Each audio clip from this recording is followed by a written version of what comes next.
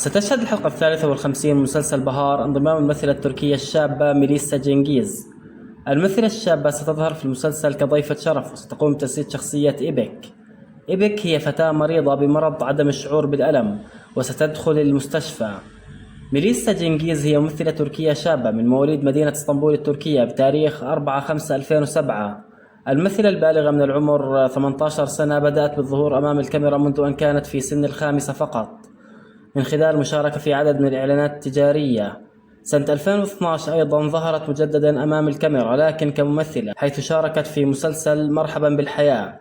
بعد ذلك شاركت بعدد كبير من الأعمال الفنية، لكن أبرز هذه الأعمال يبقى بكل تأكيد مشاركتها في مسلسل حب للإيجار، حيث جسدت شخصية الطفلة إسراء في هذا المسلسل، والذي لاقى نجاح كبير في تركيا وفي العالم العربي على حد سواء.